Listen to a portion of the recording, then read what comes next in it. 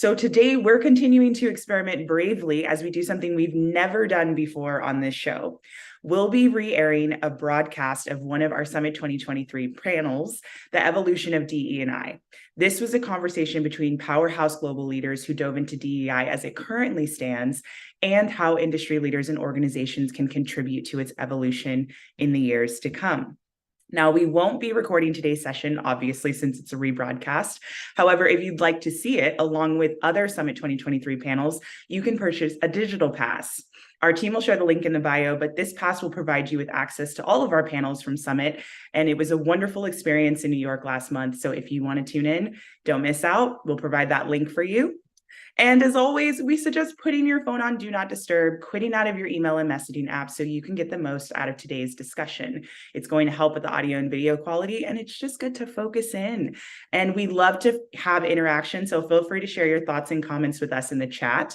Though our panelists aren't live with us today, we will be sharing your comments with them and our team for feedback for conversations moving forward. So let's kick off today's rebroadcast.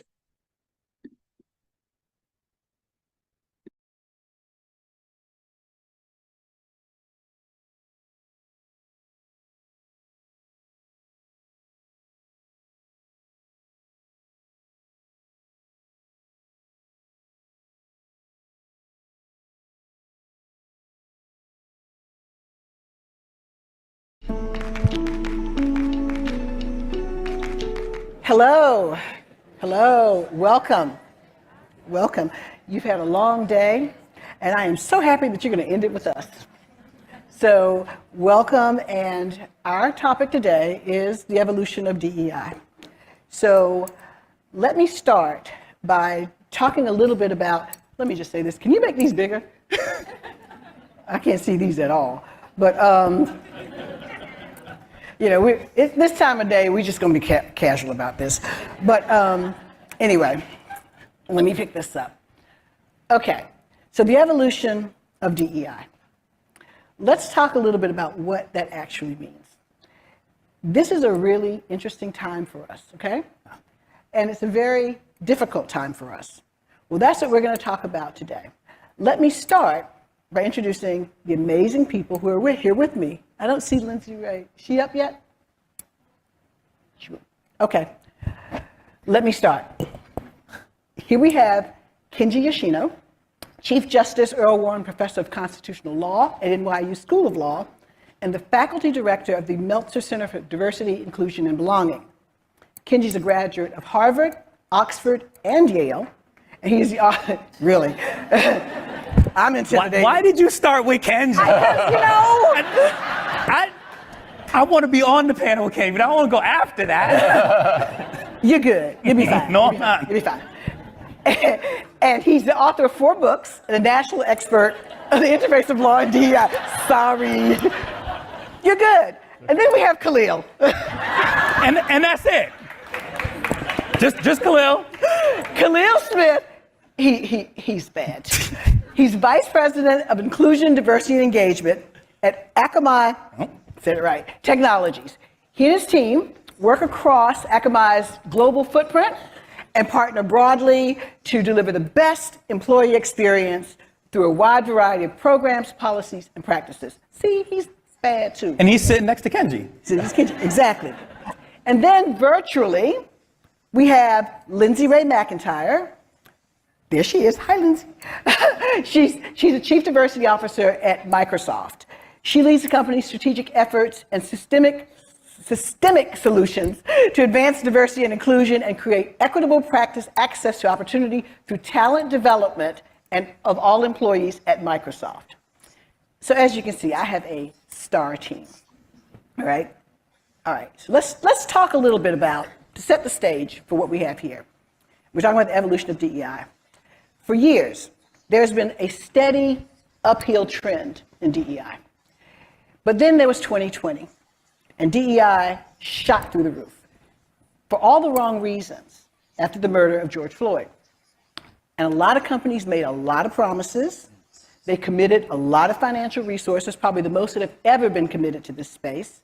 And they created and filled a whole lot of DEI organizational positions. CDOs were hot stuff in 2020.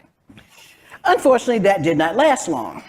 So between the political polarization, the Supreme Court decisions that we're going to talk about today, the backlash and the fatigue, it really was, as Kenji said at one point, what we're seeing, though, is the last grasp of the historic majority to hold power. That feels catastrophic to many of us, especially of those in this space. But it doesn't feel catastrophic to everybody. 69% of organizations are actually investing more. By 2030, spending on DEI is projected to more than double. And there are leaders out there who are still willing to take a stand and hold firm. You one of them? Good. I expect a question from you. The people who actually understand the value of DEI are doubling down on this. So you have a choice. When you think it's scary, you either run or you recalibrate. Well, let me tell you what NLI believes. We believe that the best predictor of future behavior is past behavior. We believe that DEI is cyclical. And so we believe that this is not a catastrophe, but a correction. So we are dedicated to being part of that solution. We focus on behavior change, we focus on organizational outcomes, and we focus on right-sizing our expectations. But let's face it, bottom line is DEI is challenged, and it's changing. So the big question that we're here to answer today is, how do we drive positive change amid this new complexity? I've introduced you to my amazing panel, and so we're going to start, and what I'm going to do here today is I'm going to pose questions to these amazing folks, and then we're going to take some questions, and we're going to answer them together, and then we're going to open it up to you. So I'm going to start with Kenji. The newest complexity, the one that a lot of us, when we saw this, knew we were talking about, was the SCOTUS decision on affirmative action. We all know it happened. Most of us aren't really clear about what it means. But it's actually just the latest of several rulings that have happened from SCOTUS that are changing the face of DEI, and it's causing a lot of uncertainty. So Kenji, let me ask you, what does the new legal regulations that we're seeing for DEI, what we see is happening in DEI, what does that mean for organizations and practitioners? Great. So thank you so much for having me today. It's a great honor and delight to be with my illustrious co-panelists here with you at the summit. I was told to prepare a 15-minute set of remarks, and so I'm going to sound like the dinner party guest from hell, where Janet asked me this very innocuous question, and then I hold forth for 15 minutes and then hand back to her. So, but bear with me, I do think that this is the most efficient way to convey the information that I hope you'll agree with me by the end we all need. So I lead a center on diversity and inclusion out of a law school. So I've worked for my entire career at the interface of law and diversity, inclusion, and belonging. So one could say I've been training for this moment my entire life, where we have the law playing a very different role with regard to D&I. So law has historically been the floor, and D&I has built above that floor. Now with the Supreme Court decision in Students for Fair Admissions versus Harvard and other legislative initiatives across the country, law is the ceiling that's being dropped on the D&I enterprise. And so I think we all need a new level of legal literacy to deal with a newly regulated landscape. So in order to understand that, we have to sort of answer the million-dollar question of what did this decision in Students for Fair Admissions versus Harvard do to private sector diversity, equity, and inclusion efforts? And that's what I want to speak about today. And basically, I want to say three things. First, that the optimists who say there's nothing to see here, this doesn't affect us at all, are wrong. Second, that the pessimists who say the SFFA decision was catastrophic and it means the end of diversity, equity, and inclusion efforts in the private sector are also wrong. Right? And third, I want to give you a call to action about how to navigate that path in between those two erroneous extremes to find the space that is right. So if that sounds congenial, I'm going to begin just with the nuts and bolts of the decision and talk about how the optimists are wrong.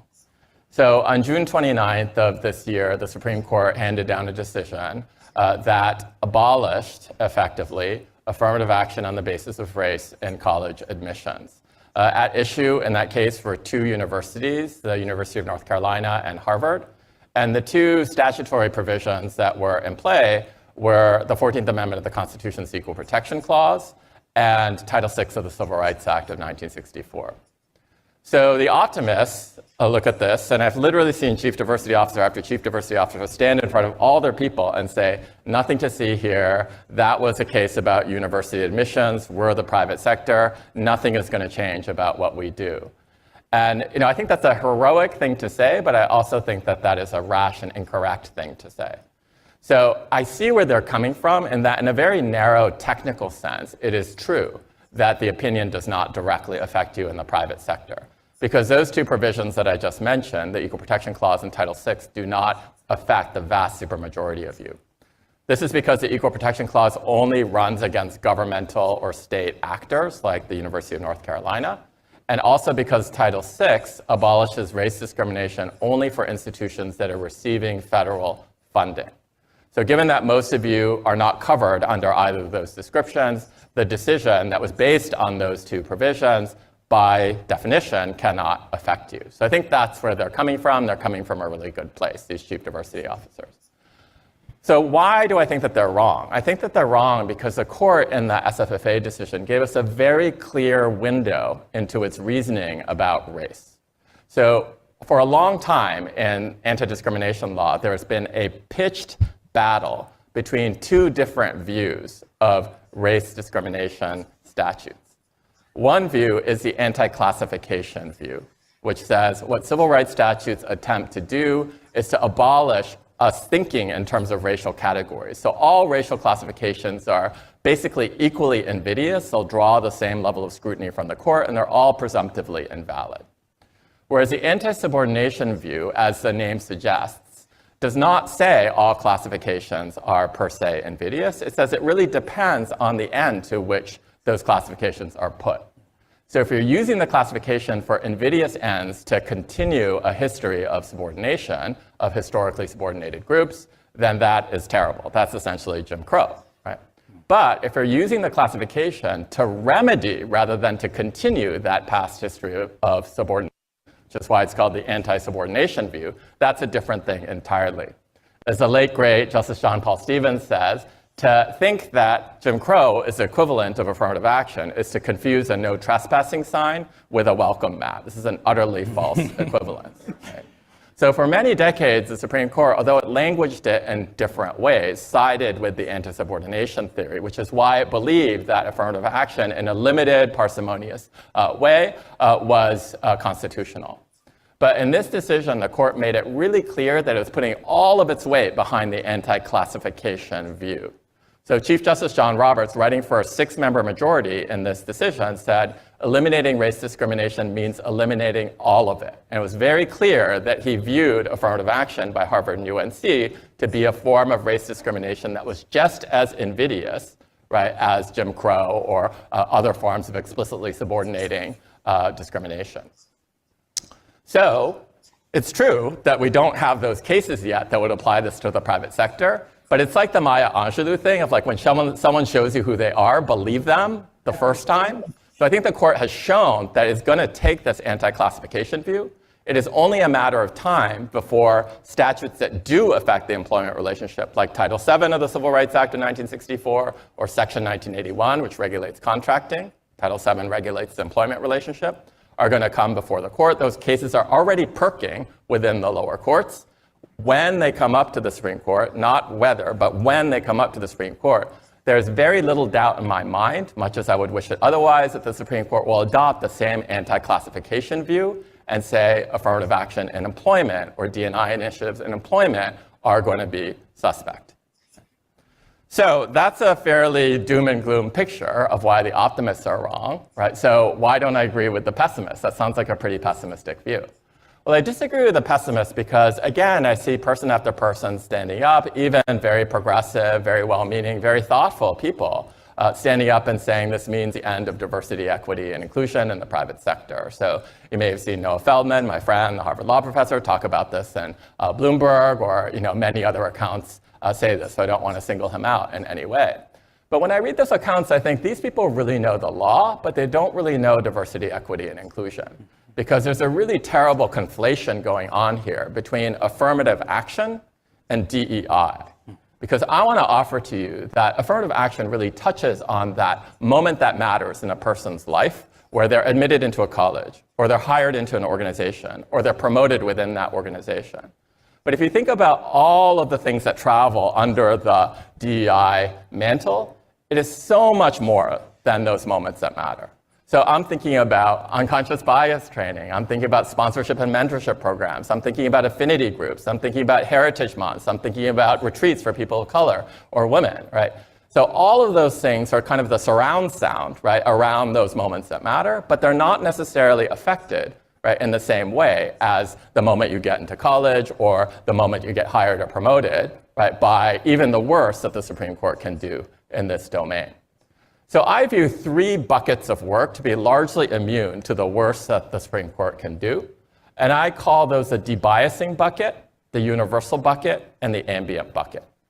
So very quickly, the debiasing bucket says, we're actually not trying to insert bias into the system. We're not trying to put a thumb on the scale for racial minorities. We're just trying to take bias out of the system.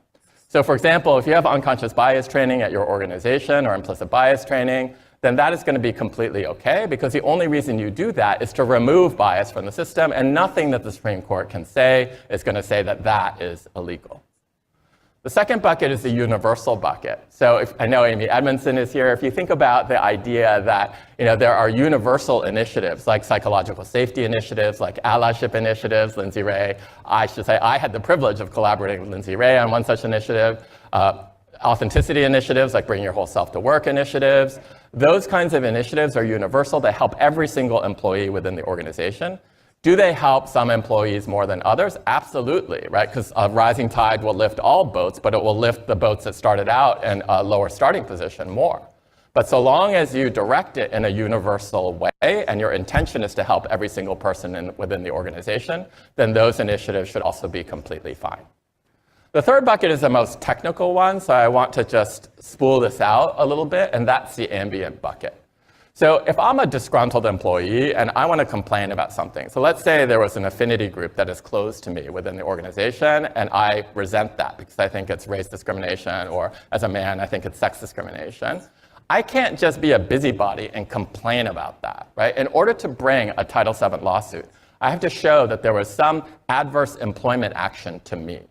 So I have to show that I was denied a promotion, for example, and then I have to show that my failure to get promoted was directly linked and caused by the activity that I'm complaining about.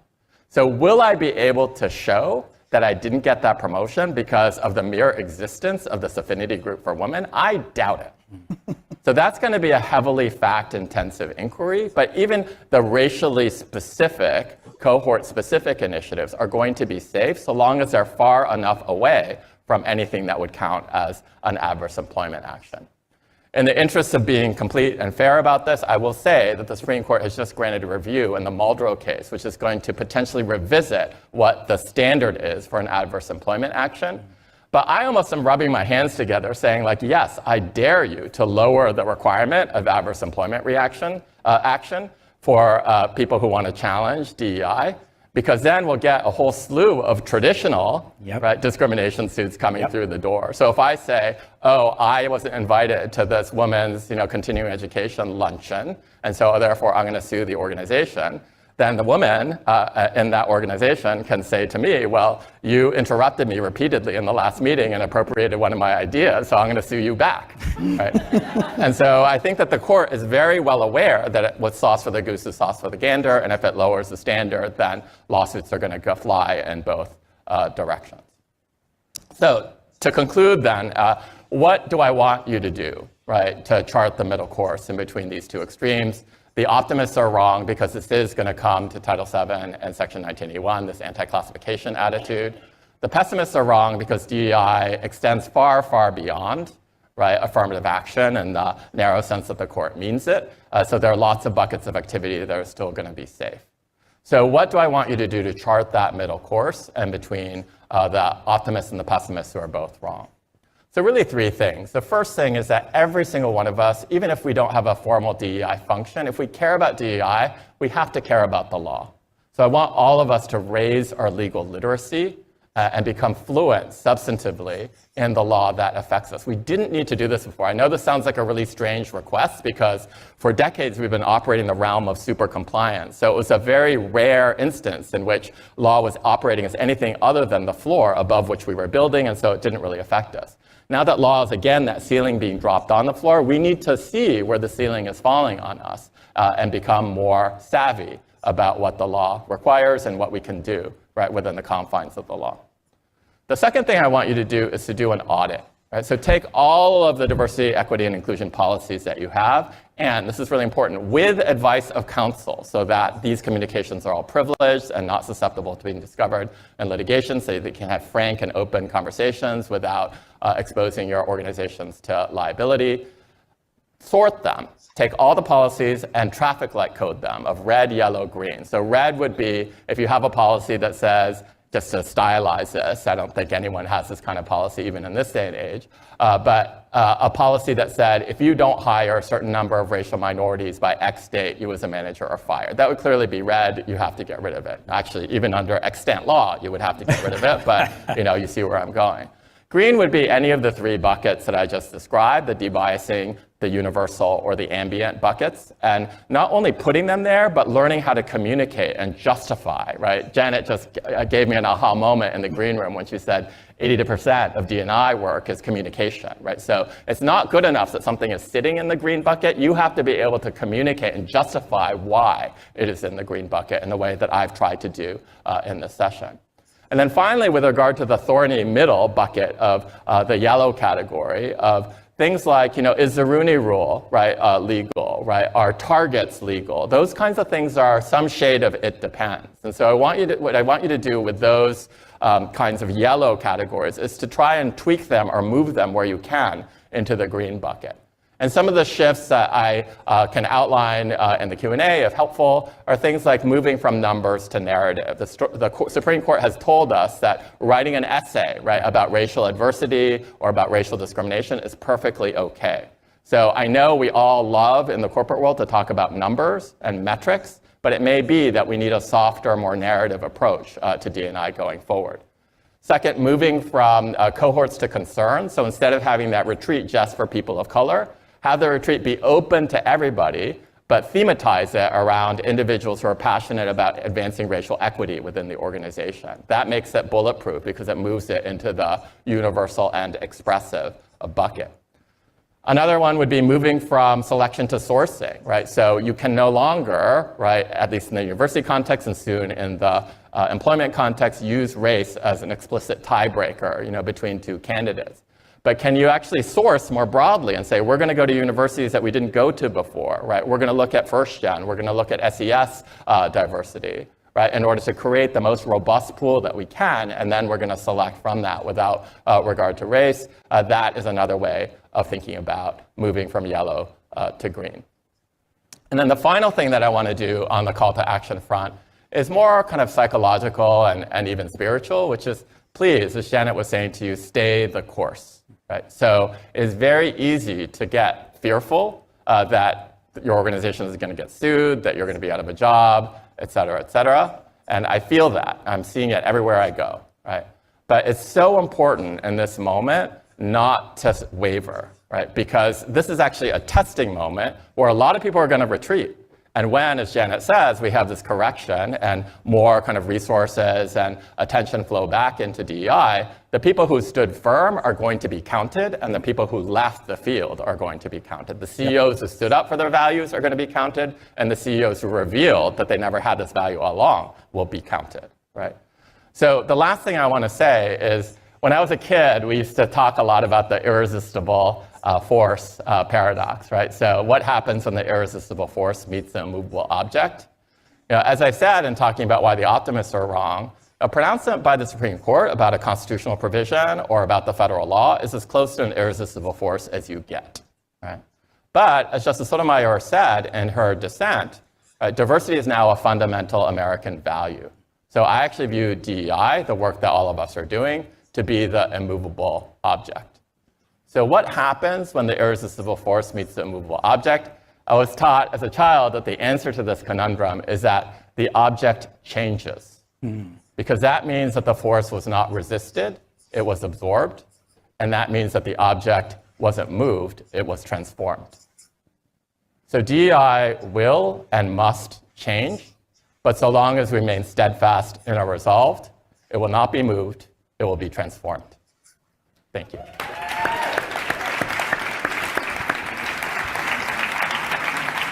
So can I just go on, because he started by saying, I don't want to be the dinner guest from hell. I think most of us welcome you to come be our dinner guest any day. At any moment. Thank you so much, Kenji. Okay, so we just talked about what that means for us. Now, Put me second. well, no, you're great in this conversation. This conversation's gonna roll. Okay, so the SCOTUS decision was just the last thing that's been happening. If you've been paying attention, this has been happening for a while. Oh, yeah. And increasingly, what organizations are really afraid of is getting called woke.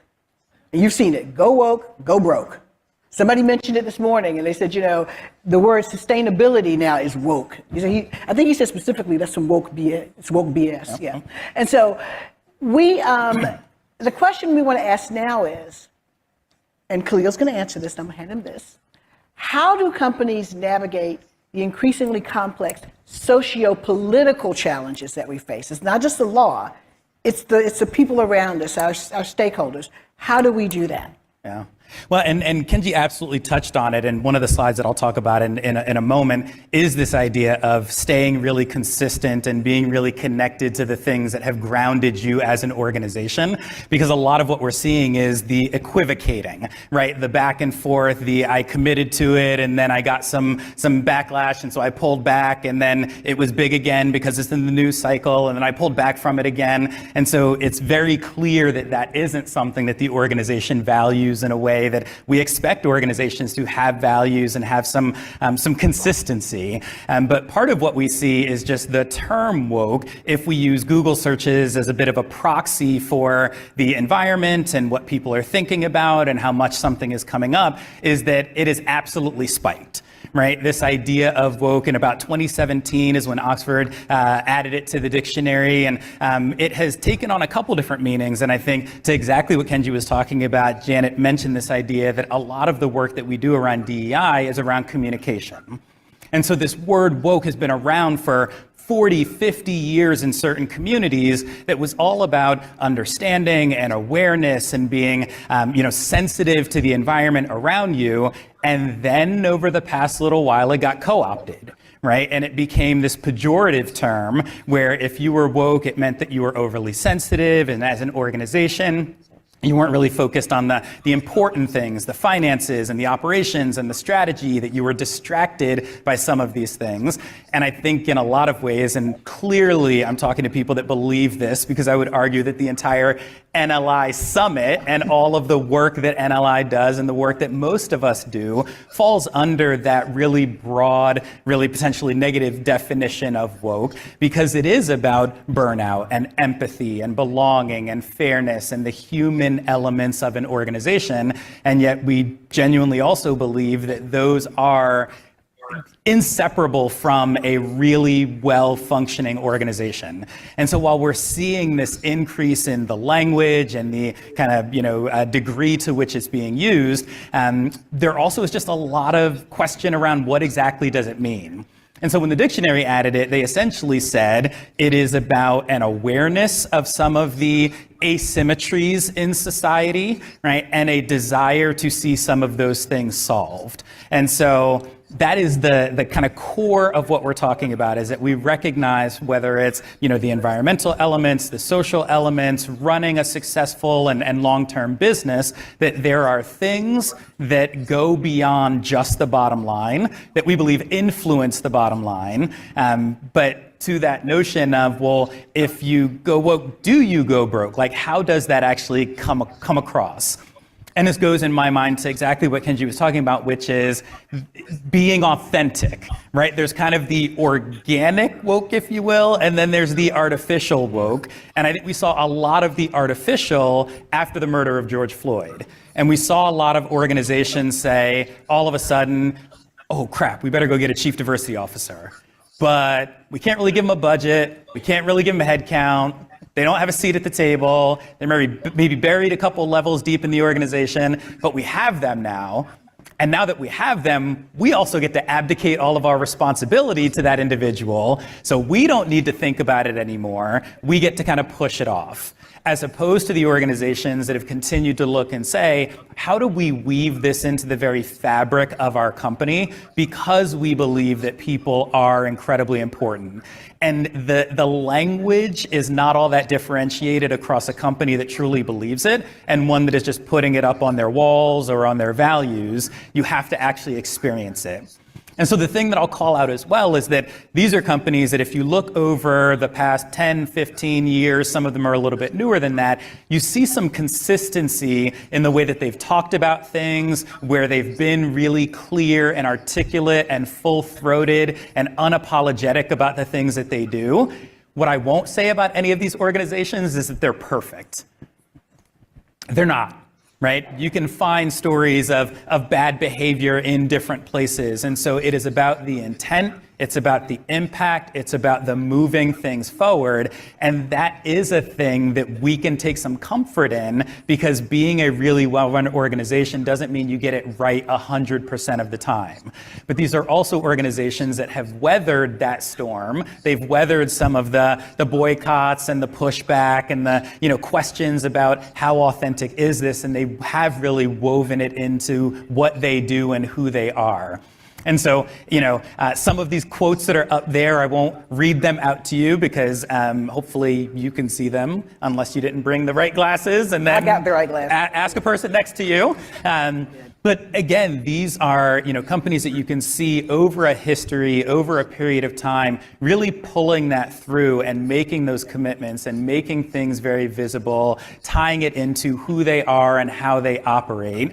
And three things that I would recommend and that we've seen in the companies that have done it really well and done it over and over and over again are these notions of asking deep questions, right? So working across the organization, understanding who we are, who we want to be, what have we done, what's our history, what's our storytelling, building that internal cohort so that it's not only, pushing all of this to your employee resource groups or asking your, traditionally underrepresented groups to carry all of this weight, but it's also not only the leadership team saying, well, now we've had an epiphany and this is a thing that we do. It is top down, bottom up, and middle out.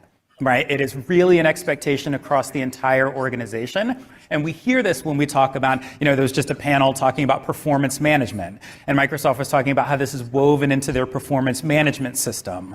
Having these conversations around how are you showing up? How are you supporting others? How are you really reinforcing the organization? And then clarifying your values. And the reason that you see this as a cycle is because it doesn't stop.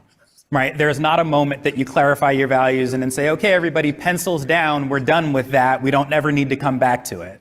Right? Building the internal cohort, even for the organizations with the best tenure and the lowest attrition, you're growing, you're adding people are moving around, they're moving from one role to another. And so this idea that these are conversations and behaviors that are happening over and over again and reinforcing one another is a way to make sure that as you take this idea of being woke or going woke and weave it in, what we're seeing is not that organizations are falling down and that they're having real trouble. What we're seeing is that organizations that start in one space and then pull back are being penalized by their employees and by the market and by shareholders and by stakeholders.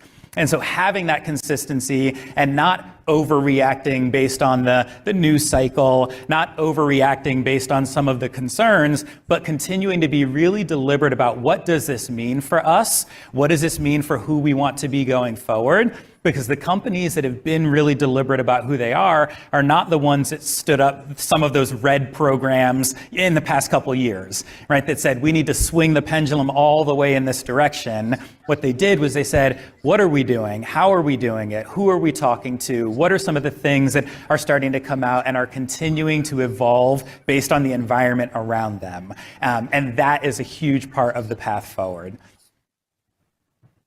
Thank you so much, Cleo. And I mean, I think what you're saying that I really love that you said about that was it kind of tied into what Kenji said. Believe what they say the first time. So the companies that have always been saying it are still saying it. Some believe them the first time. Yep. I'll see what the rest of them do. Okay, so thinking about this then, it's easy to understand with the fears though, why so many companies have pulled back. But like we saw in that earlier slide that I had up there, a lot of companies do see this differently, and they're the companies that we're talking about here. One of those is Microsoft. And so I'd like to invite Lindsay Ray McIntyre onto screen. There she is. Hi, Lindsay Ray. And what I want to ask you is, in all this noise, in all this morass, how do companies actually sustain or regain, if let's say they lose the focus, on DEI? Well, firstly, thank you so much for having me. And like Khalil, the only thing worse than going after Kenji is going after you and Kenji. So, it's my pleasure to join you all. And I'm sorry I'm not there in New York in person. I think that for those of us who've been doing this work for a very long time, we had the sense to know that the energy and the sort of the friction that simultaneously lived in the moments following George Floyd's murder were important to take the opportunity to illuminate and capitalize on, but also to do so in a measured way, because the cycle that we are experiencing, has played out time and time and time again. And so, the good news and the bad news is that those of us who've been doing it for a long time expected it. And I think that the comments that, Kenji made around optimists and pessimists and how to thread the middle, and the way that Khalil sort of framed the ways in which companies have had to find their way into what do they really stand for are critical, important questions to ask. For Microsoft, we sort of land on a couple of anchors that I thought I'd share.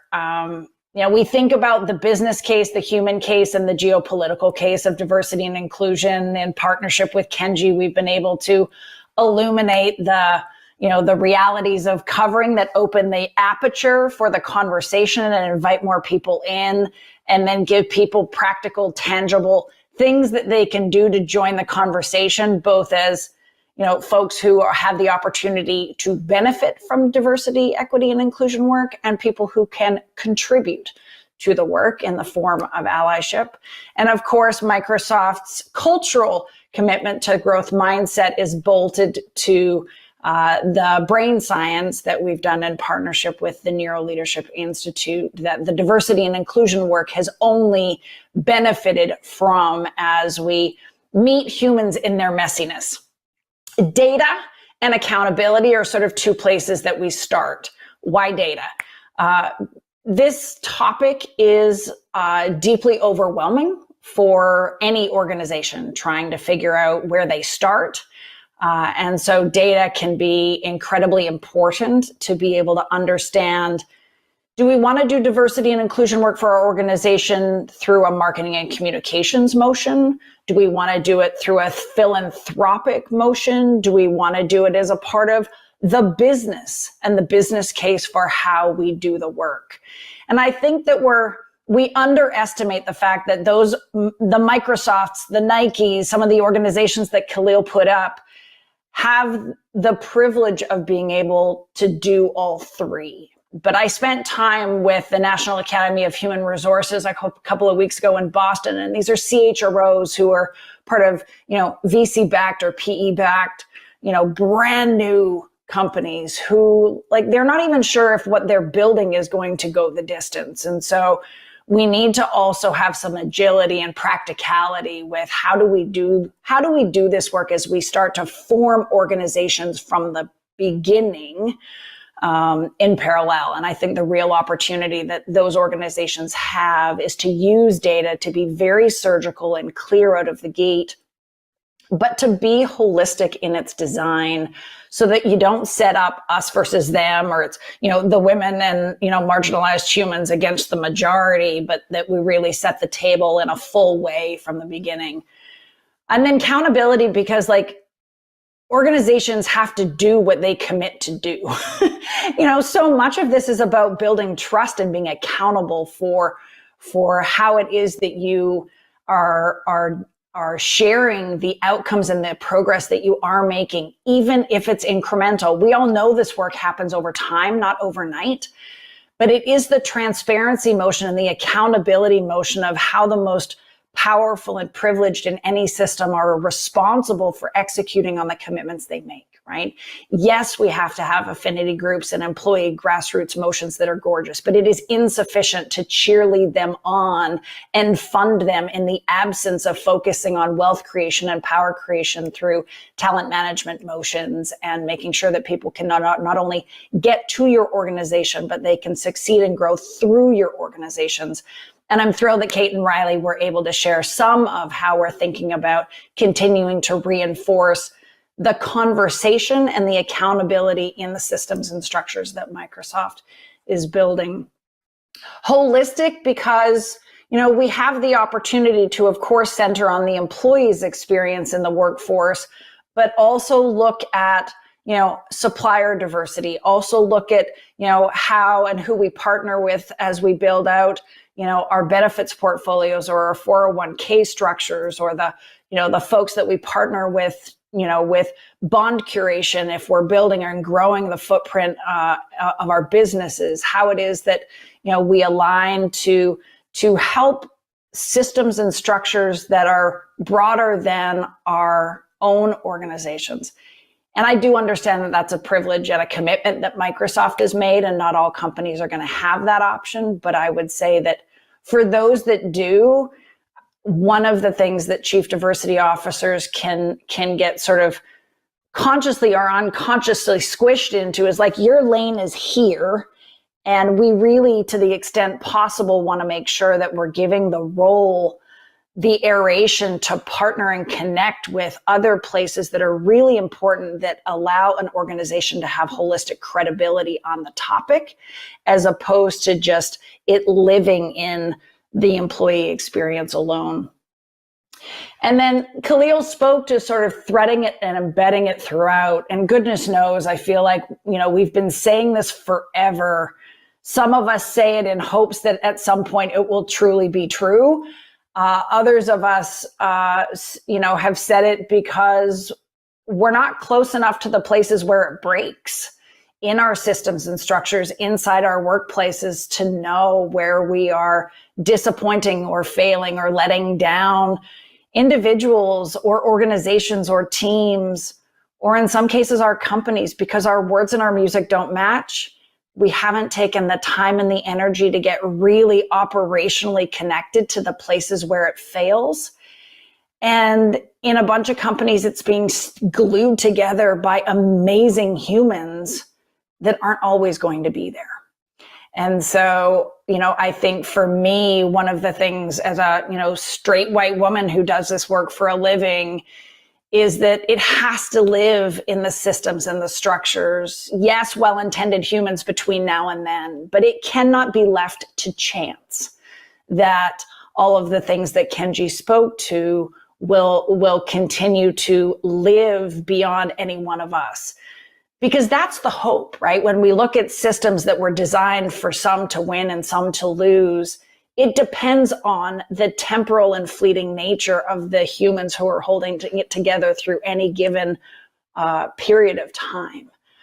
And so I think the opportunity that we have with the data, the technology, the partnerships and the collaboration and the momentum that we've all got in service of staying the course is to really lock arms and figure out how we build something that cannot break and will not die out over time, because that is in fact the exact thing that people have been counting on forever, right? That's how systems of suppression, oppression have thrived. And so that is the optimist in me. Professor Yoshino knows that will always be the optimist in me. But that is my wish for Microsoft and for any organization who comes to this work. It is really tempting to want to sign the check and build the marketing campaign and do all the things that give you credit. I think that people are learning the hard way that is not the way that you actually build trust. You don't accrue business value to your organization, and you don't win the opportunity to have more customers, more consumers, more partners. And it ultimately is going to impact the bottom line for companies that I think have, for appropriate reasons, joined this particular piece of work naively and need to now go back and think through how they do it. So I would say focus on the data. It will guide you on where to start first. Make powerful people accountable for the promises that they make and the outcomes that they have to deliver. Be holistic in your approach to the extent that you can, so you don't set up us versus them and then fuel it. And then really look for systemic, sustainable approaches that will live beyond any well-intended human at any given point in time. There you go. And Janet, one of the things that jumps out to me is the tension, I think, that I experience between what Lindsay Ray was just talking about in terms of the accountability for senior level people, or the accountability in the business and the data, and some, Kenji, of what you were just talking about in terms of the narrative may need to shift to more storytelling and get away from some of the data. And so I think that's the thing that as I continue to talk to people, there are questions around, okay, well, we haven't made progress even when we were measuring the data. And so now if we need to go to more of a storytelling approach or a more holistic, organic approach, why would we start to make progress there? And I think it may be a thing that we pull apart later, but that's absolutely one of those spaces where it's like, accountability is a term that comes up a lot, and yet I have seen far more sales leaders who are no longer sales leaders because they couldn't hit their goals than I've seen leaders who are no longer leaders because they weren't inclusive, didn't build cohorts, didn't bring people together. And so that accountability has been so fleeting, and if it's happening, it's not happening in any of the places that I'm seeing. And I think as we have to potentially manage some of that risk of, well, we were using data, numbers, not quota, but some of that before, and it wasn't quite getting there. What do we do now when one or both of our arms are tied behind our back? Well, it's interesting you would ask that. And yeah, let's go and pick it apart now. I think that when we talk about the fact that we were using the data, my question would be, were we really, and how?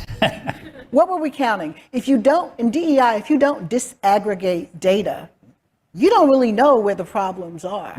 We're going to have a session tomorrow. We're going to talk about the connection between the business and the moral case for DEI. And one of the conversations that we had was, the business case, the numbers, they seem like those things are separate, but that's how you prove the moral case for it. If you don't just aggregate the data, you don't know who's at risk. You don't know what the problem is. So I would agree. The data has been used, but not well enough. Same token, I don't think we've told the story. We've made the case that DEI is just the right thing to do. We're not necessarily telling the story the way we need to in this space. So I think we've done a little bit of both not so well, and we got to do both a whole lot better.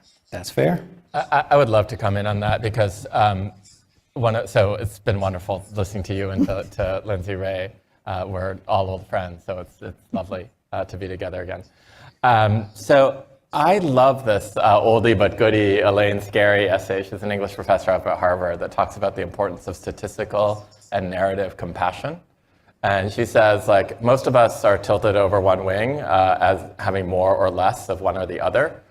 She is an example, and here I'm reporting, not endorsing, uses Ronald Reagan. So she says he had an enormous amount of narrative compassion, so that if a homeless person were talking to him about the experience, I should say, an unhoused person were talking about the experience of being unhoused, he would well up with tears and he would have a genuine emotional response. I think that was one of the reasons why he was the kind of Teflon president. Like, people could see that his reaction was genuine. But if you showed him like a ream of data about, the individuals who are unhoused in America and the rates of housing insecurity in America, his eyes would glaze over and he would not be able to see the suffering embedded in those numbers. And so Scary says we need both. We need both the numbers and the narratives, right, in order to render like a full picture of what's going on, in order to have a real, to Lindsay Ray's point, not just an individual, but a structural solution to what is, in many instances, a structural problem. Certainly in the DEI world, it is a structural problem. Just to refine what I said, like, I really loved, Khalil, that what you picked up on, which is like, this is a moment where I fell out of my chair during the oral argument, because Chief Justice Roberts asked the attorney for SFFA, the challengers to the affirmative action program who ultimately prevailed, like, what would happen if somebody wrote an essay about how they overcame racial adversity in their life? Would a university be able to count that and use it as part of the ground on which they were admitting the student? And then the attorney, again, for the challengers to the affirmative action program, said, absolutely. That's when I fell out of my chair, right? Because I was like, wow. And then he went on to say, because that would go to the individual character of the person, and it wouldn't be an automatic bump that every person in the group would receive. So I thought, well, that's a real opportunity if it carries over into the opinion, because I was positive they were going to do what they were going to do. And then Roberts, sure enough, in the kind of third to last paragraph of the opinion, says you are allowed on an essay to talk about how race was a source of adversity or inspiration in your life, and the admissions office is allowed to consider that. So I was like, that's a huge, loophole, in this opinion. And that's why I'm saying, don't lose that, right? Don't let that go to waste. Like, move from numbers to narratives, so that when you're up for promoting a cohort of individuals, ask them, like, write an essay as part of the promotion process, talking about, adversity or inspiration in your life, right? And that will be an opportunity for them to put their racial diversity on the table. And you are fully allowed to consider race, if it surfaces in response to that kind of open-ended essay question. And of course, all the universities, including Harvard, have flipped over to asking questions about that. It's a little bit unsavory, I will admit, right? It is, essay space that is, you could use for other things if you weren't of a minority background. And so you may feel forced to write about it. You may feel like you're asked to perform or minstrelize your identities in ways that are deeply uncomfortable, right? So I don't want to say that this is costless, but it is a huge win. So that's sort of where I was going with numbers to narrative. All of that said, I think it's dangerous at a dinner party to disagree with both sides of a disagreement, but I actually agree with Janet, your point too. And I want to just note, and wearing, again, still my lawyer hat, I get asked all the time, are we still allowed to collect data, right? Are we allowed to share that data, right? And I would say that the most interesting case on this was actually not in the affirmative action context, but a district court writing about the census. So some individuals challenged the question on the constitutionally mandated decennial census that asked you to identify your race. And the plaintiff said, I don't want to identify my race, and it's an equal protection violation for you to inquire about my race. And the judge said something, again, this is the lowest level of federal court, so I'm not saying this is going to bind anybody, but the reasoning was just so sound that I think that others in the court system might be persuaded by it. So he said, I want to drive a wedge between the collection of data and the use of data, because there are kind of legitimate, governmentally mandated uses of this data. Like, we don't know whether our civil rights laws about voting rights or employment discrimination are being followed unless we have the data. Like, we can't measure this unless we have the data. So you have to collect the data, come back, right, when the data is being put to an invidious use. So if you can show that the government is using this to discriminate against you because of your race, right, whether that's a majority or minority race, then come back to me then. But don't complain to me just about the collection. So I do think that there is going to be this distinction between collection and use Because organizations can also say, we do need this data to make sure that we're not falling prey to implicit bias, right, and violating, employment discrimination statutes in the more traditional sense of violating them, rather than in the reverse discrimination sense of violating them. So I want to give something to both sides of this debate. I think the data needs to be collected. I think it is legally, at least as far as I can see, going to be permissible for it to be collected. I worry about certain uses of it. So if you're circulating it and saying with a wink and a nudge, like, up your numbers, right, with regard to underrepresented minorities, then I think we might have a problem, right? But short of that, just the collection alone is not going to raise issues. But that said, I love what both of you are saying about, were we actually acting on the data? Were people being fired because they didn't hit these metrics? Was the data even being collected? So I think you're thinking about things like intersectional effects. Like we don't even know, right? Like to Kimberly Crenshaw's point about how women of color are being treated, right? If we just look at race numbers and we look at gender numbers, and then the people who fall through the cracks all happen to be people who have intersectional backgrounds. So I want to say collecting the data is really important, right? But I also want to say the shift from numbers to narrative may be something that we want to explore more heavily as a matter of emphasis now that we have the law that we have. Wonderful. Now I had this big question that I was going to pose, but Khalil just blew that up. But because of the fact that this topic is so amazing, I will put that question up there because that's it, and I'm sure we want the answer to that. But we're already starting to get a lot of questions in, so I want to make sure that I have time for that. But I want to make sure that we get to do this one too. So let's do this as a team. We're going to talk about this very quickly as to what we do to get ready for what's next, and then we're going to dive into the Q&A because, like I said, they're already coming in, and I'm sure you have some. So I'm going to start though by asking Lindsay Ray. The question that a lot of people in this space want to know is, what does the future look like? What do you do now? I mean, we see kind of where it is. We're asking you to predict a little bit about what it looks like and what can we do now. So I'm going to start off by asking Lindsay Ray to answer that question for us. Yeah, I think first and foremost, we have to continue to execute on the promises that we've made while also being really clear that the conversation is only growing at a time when the environments that we find ourselves in are increasingly friction filled, right? And so how is it that we think about taking the habits and the paradigms and the behavior and applying it to a bunch of different use cases that are going to be real and true in our workplace, right? I think that, we're seeing examples of the way that, religion and faith in the workplace in a bunch of different countries around the world is bringing with it, friction, despite the fact that this has been a conversation that has lived inside many diversity and inclusion agendas for decades, right? How we talk about it,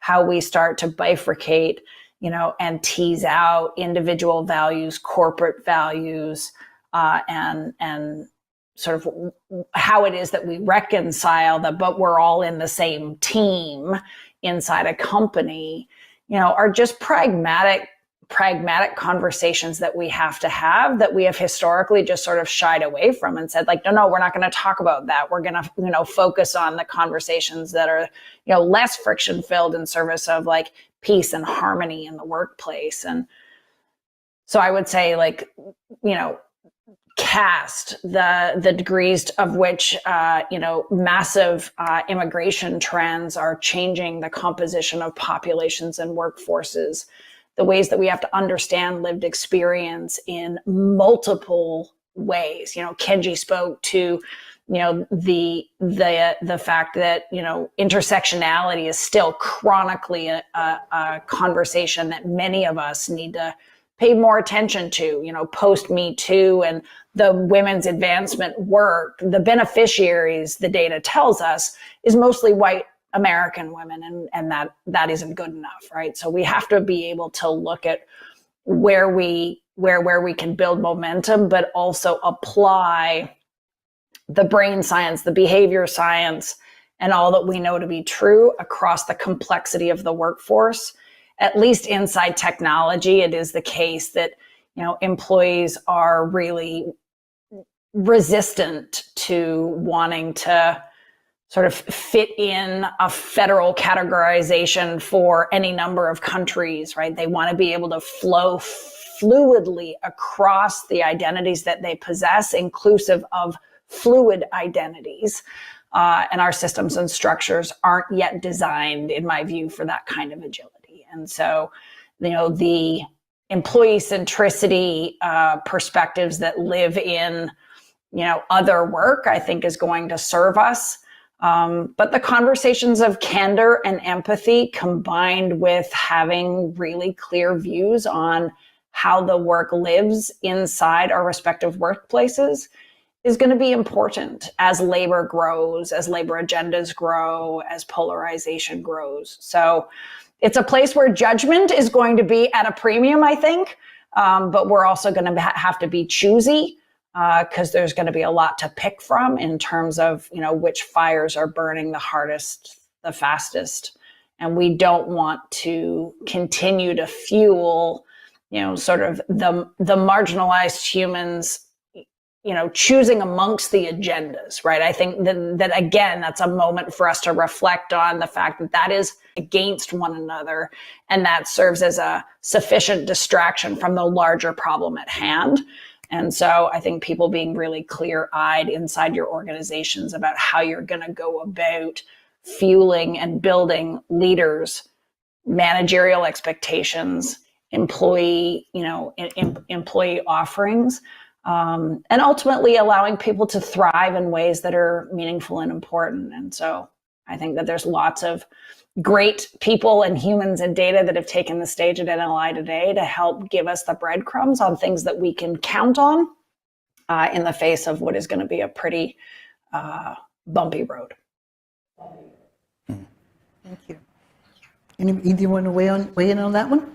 I'll go in really quickly. I think, some of the things that I heard Lindsay Ray say that I absolutely agree with. I think the three terms that came out to me were fluid, global, and contentious. I think are three of the things that are probably going to be pretty accurate about the near to kind of short-term future.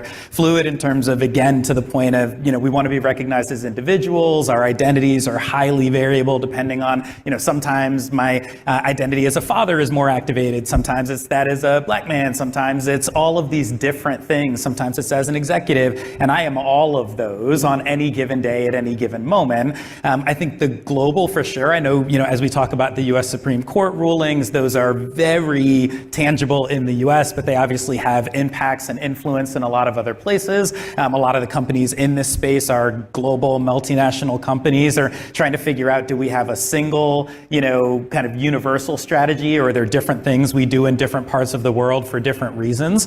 And a lot of us have emerging people analytics teams that are built to look at large amounts of data and intersectionality. And so there's kind of, I think, some of this tension between the individual and the organization. And do we look at, just the individual and kind of the atomization of understand who I am as Khalil versus understand are Black men in my age group inside of Akamai doing well or not, right? What are the trends and the themes and all of that? And then I think just in terms of being contentious, in so many spaces, this feels like a zero-sum game right now, right? It feels like if you swim, I sink. If you win, I lose. If they get something, it's taken away from me. And we're going to have to figure that out. And I think it's fashionable, and I do it myself, to kind of blame social media or blame the media or blame the news. They are reacting to what we want and feeding what we want. And we are going to have to take a step back and figure out, what does all of this look like? How do we come together? How do I learn a bit more about myself? And it's one of the things that I've loved so much about being close to NLI is I feel like I've learned more about who I am as a leader and who I am as an individual. I can check my biases and pause in the moment and try to understand, why am I having the reaction that I am? And I feel like if we could get more people and more organizations pausing to understand their reaction versus just reacting, that will put us in a much better place. Perfect. How do we recalibrate now for what's coming next? I just think I'll just go back to what I said earlier, but it's just a couple of sentences. But really, just understanding that the field has now been transformed and that it is a newly legally regulated field. So increasing your literacy about the law of DEI, which is like a nascent and emerging field, and speaking to lawyers and educating yourself about what their concerns are within your organization, but also educating them about how much more DEI is than what they understand to be the activity that the Supreme Court has rendered illegal. Okay, well, thank you. And now what I'm going to do is I'm going to start, we've got the questions here that are coming in, and then I'm going to open it up. I already see questions coming up here, so why don't we start here since you guys are right here in the room. Do we have the microphone that's being passed around? If you would, when you ask your question, if you'd stand up so we can see you, that would be great. We'll start with you. I think your hand was up first. Then you're next. And this may be for you, and I have as more things come to the conflict between freedom of religion and freedom of who you want to be, how do we navigate that challenge as we have more diversity in religion and more religions coming in that actually marginalize other communities? And that seems to be coming before the Supreme Court in terms of freedom of religion to discriminate against some communities. And so I wonder, how do we navigate that at work when these are actually coming before the Supreme Court and conversations about it's okay to discriminate against these groups because of your religious belief? Yeah, so I'm happy to take a whack at that. So I really appreciate this question because we've been focused so much on the affirmative action case in this last term of the court, but they also handed down a kind of sleeper case that will ramify very, very broadly on this ground. And this was the 303 Creative versus Elenis case that was handed down just a couple of days after the affirmative action case. For those of you who might not be aware, this is the Christian web designer who said that she wanted to expand her web design business into weddings, but was worried that she would run afoul of Colorado's anti-discrimination law, which prohibited discrimination on the basis of sexual orientation, because she, as a person of faith, believed that her faith required her not to celebrate same-sex weddings. And the Supreme Court held in her favor, right, and said very broadly, it's fascinating because it wasn't a free exercise case, it was a free speech case. And they said, so long as this is expressive, you can do what you want and no anti-discrimination law can stop you. So this is, as Justice Sotomayor, same 6-3 split, as Justice Sotomayor wrote in an impassioned dissent. This is the first time that a commercial enterprise has been allowed to evade the reach of a public accommodations law requiring it to serve everybody, right, on the ground of free speech, right, or really on any ground. So it's a really kind of chilling opinion. The only good thing that I have to say about this, because really under the logic of the opinion, a web designer could say, I don't believe that interracial couples should be allowed to get married. So, I mean, there's no limitation. In the free exercise context, there are precedents like the Bob Jones case that say, like, you don't have a religious right to discriminate on the basis of race. In the free speech context, it's the opposite, right? It is like freedom of speech means protecting even the speech that we hate. Right, and so therefore you are allowed to have Nazis march in Skokie. Nazis are allowed to march in Skokie. You are allowed to burn a cross, right, on somebody else's yard, right, and not have that be kind of a violation of anti-discrimination law. So it's very, very troubling. What exactly the metes and bounds of it are going to be, we're left for future courts to decide because the case was highly limited to stipulated facts, and the court kept emphasizing that. And the downside of that is we have no guidance, right? There was actually, on a more hopeful note, the only good thing I have to say about it, I will say, is that in the Fearless Fund case, which is kind of fund that funds only sort of black women, right, in terms of venture capital, and they got sued by the same people who brought the affirmative action suit as a follow-on to the affirmative action suit. So this is one of the cases that I said was perking. It's a Section 1983 claim because it's about contracting. And the judge, I think with no small amount of glee at the district court level, said, well, 303 Creative says that expressive activity is protected. So here, she's engaged, the person who's the venture capitalist funding these is engaged in expression. And so therefore, 303 Creative allows them to escape the reach, right, of Section 1983, right? So, you know, what's sauce for the goose is sauce for the gander. I guess I'll just say that and leave it at that.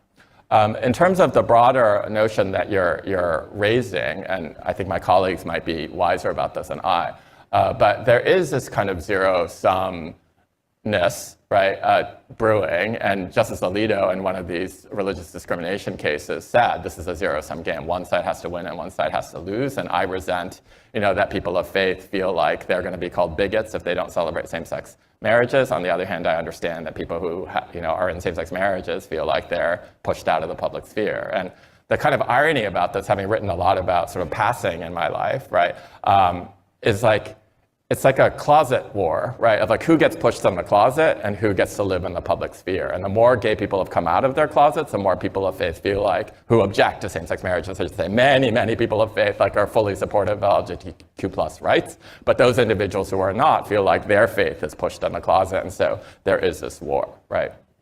So the best I can say here is I've just written a book on how to have identity conversations. And my co-author, David Glasgow, is also the executive director of my center, gets credit for this, where he says, please try to array a controversy scale when you're having one of these challenging conversations about identity. And he says, the controversy scale extends from like tastes to facts to values to policies to equal humanity. So if you and I are disagreeing about chocolate versus vanilla ice cream or which Netflix show is best, we'll probably get closer through our disagreement because we can razz each other. The temperature is very low. Facts, so long as they're kind of journalistic, who did what, when, where, and why facts, as opposed to value fights by proxy, like alternative facts. So long as it's journalistic facts, we're probably still good. Policies, it gets harder. Values, it gets harder still. And equal humanity is where it gets white hot and where one side feels like they're being completely denigrated. David's kind of key insight is that oftentimes in these debates, one side feels like they're having a policy debate, and the other side feels like they're having a debate about their equal humanity.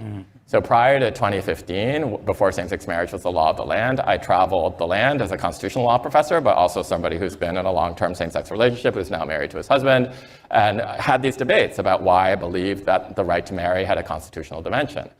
And my party's opposite, in green room after green room, prep room call after prep call, used to say to me, Kenji, we know that you're in a same-sex relationship. Please don't bring that up in the debate because we want to have this out as a matter of policy. And so I was like, okay, that's totally fine. Like, I'm happy to debate you because I think I win on the merits. Right? But I kept thinking, like, there's a missed opportunity here because you could have done so much good for both of us and not deprived yourself of any substantive argument if you had been able to say, Kenji, I realize that I'm having this debate primarily as an issue of policy, but for you, it might be an issue of equal humanity. You might feel like you're being denigrated in the public space. And so therefore, I'm going to try to be respectful of that as we have this conversation. And to the extent I fail in that, please let me know. Right? So now that the shoe is on the other foot and same-sex marriage is the law of the land, I find myself having to take my own medicine. I now, less so than I used to, but I still tour the country like making the argument against religious exemptions. But in those green rooms and those prep calls, I really do try to say, like, I understand that I'm on the winning side of this debate, right? And so therefore, I'm having this from the comfortable space of these are just policies or values that I hold. This may land on you as an issue of equal humanity, right? Because this is about whether you can live out your faith in the public sphere or give up your livelihood, have to give up your livelihood to do that. So I'll try to be respectful of that in this conversation. To the extent that I fail, please let me know. And I will say that the conversation is different, right? I'm not deprived of any substantive argument. I will die on the hill of saying those religious exemptions should not be granted and that 303 Creative was wrongly decided. I have a case coming out in the Harvard Law Review that goes on and on and on about this. But I don't think I'm depriving myself of any substantive argument by acknowledging the equal humanity of the person sitting across from me.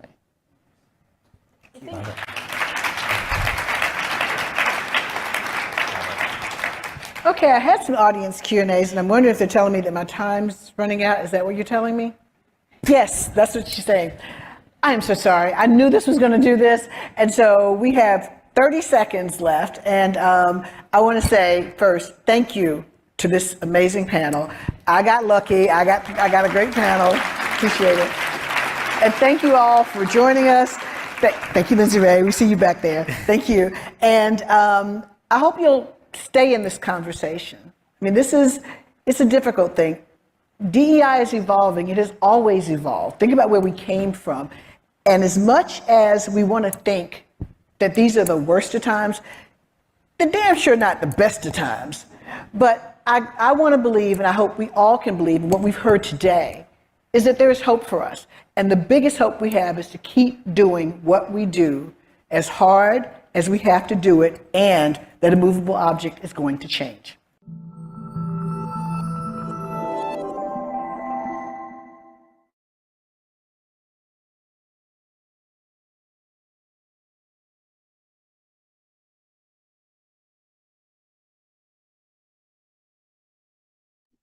I was on mute. For those of you that are still here, thank you so much for joining us. And we will see you back next week where we will have a live show. So happy Veterans Day and have a wonderful weekend.